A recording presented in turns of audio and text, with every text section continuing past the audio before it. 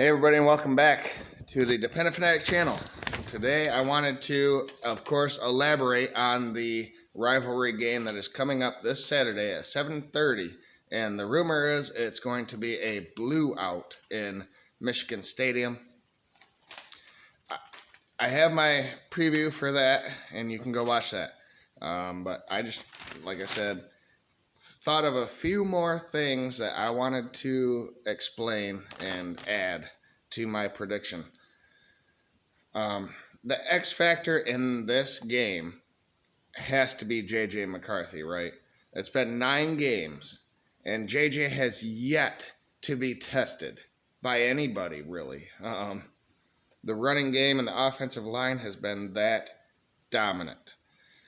JJ has only 1,297 yards, but he is 77%. He has 9 touchdowns and 2 interceptions. So, kind of Cade McNamara-esque, right? Last season, just a game manager, efficient. Well, Cade has the threat, or JJ has the threat of running the ball as well. Keeping the ball instead of giving it to the running back and read the defender, it can change it. Sometimes it's a DN, sometimes it's a corner, sometimes it's a safety, sometimes it's a linebacker. But read that guy, and if he crashes down, pull it out. And JJ is much more capable of doing that, I will say. And he has proven that he can. So he is the X factor. Like I said in the previous video, I expect Michigan State to try and get JJ to prove that he is that good. Because with the offensive line that Michigan has and the 2 running backs that I'm about to talk about, I don't know how they stop the run unless they put 9 guys in the box. And JJ's just going to lick his lips. Like I have said before, if any team does that. No team has really done that except for Indiana in the second half, and look what JJ did. Over 300 yards. It's a rivalry, I understand. And this game has always been close forever. But I would argue, out of the last 14 years, we were 10-4. We had Rich Rod and we had Brady Hoke versus Mark D'Antonio. And Mark D'Antonio, I don't care what you think about him, he was a good coach. Okay, he knew it was Michigan or bust, and man, did he deliver for the most part. He tapered off in the second half of his career, but I just glossed over the fact that this is a rivalry, and it's probably going to be hard fought by both sides. It's their Super Bowl. And I just kind of went on to stats and stuff in the last game and told you why I think Michigan's going to dominate without saying that. So that has to be said. Michigan State has our number over the previous 14 seasons. They're 4-3 against Harbaugh. So we cannot take this game lightly, and they won't be, and there's reasons for that in the previous video too. So my suggestion is, if you haven't seen the previous video, go watch that after this one. If you have, then maybe go watch it again and get a reminder of what I said. Pick your poison for this. Defensively, Michigan State has to pick their poison here. Do you defend the running attack that Michigan has, or do you bend but don't break and give up them chunk yards and maybe a long run of 60, 70 yards? That's what teams have had to deal with here. If Michigan's offense is ultra balanced, I think they're going to choose to see what JJ can do. But because Blake Corum on the season has 901 rushing yards this season, which is he has a 6.2 average per carry. That's insane. And 13 touchdowns, which leads the FBS.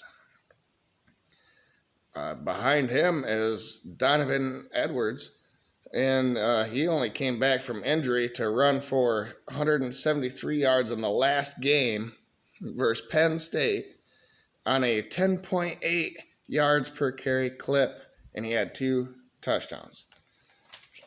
So I don't know how they're going to stop this Michigan offense. This offensive line is just amazing. It's going to be better than last year's, who was the Joe Moore award-winning offensive line in the nation. So Olu Oluwatimi comes in from Virginia. He was a Remington finalist last year and picked up 4 Vistardis. 3 other starters are back from that award-winning line last year. And you got Trente Jones, who got hurt recently, but Carson Barnhart is backing up, and they're deeper than that. This offensive line is back where it's supposed to be here at Michigan. So just a couple of further thoughts on this game to further my conviction in the thought that this is going to be a blowout. It's a different Michigan team, like I said. And, you know, Ohio State has owned us. Michigan State has owned us. But what is there a coincidence? I don't think so. Michigan's just better now. Oh, Michigan's back. And anyone who says otherwise is just crazy. It's coming down to that Ohio State game. And Illinois might have something to say about it, but I don't think so. Like I said, how do you stop this Michigan offense? And it's different from Ohio State's, okay? It's more about physicality, the offensive line. We can do whatever off of that. We can pass the ball too. And it's up to JJ to prove that.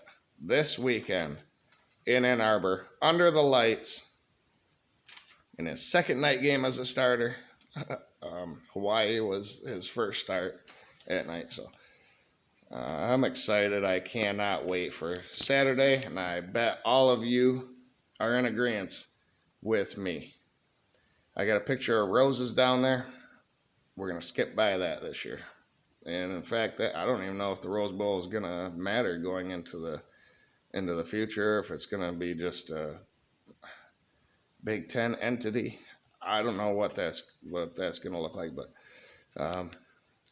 Michigan's back, and this their first back-to-back 7-win seasons, or 7-0 starts since like the 70s or something. So maybe I think this team is the best since the 97 national championship, maybe 06 when we had Henne and Edwards and Breston, all them weapons, Mike Hart. Maybe that was the last best team, but I think this team is better than that one, to be honest. So we'll see. We'll find out here. Another chapter in the storybook will be added this Saturday between these two in-state rivals. So there you have it. If you want my prediction, go watch the video. Like I said, the previous video, which will be here on the end screen. Remember to like this one, though. Share with other people on social media or knock on your next door neighbor. Subscribe, and have a great day. Go Blue.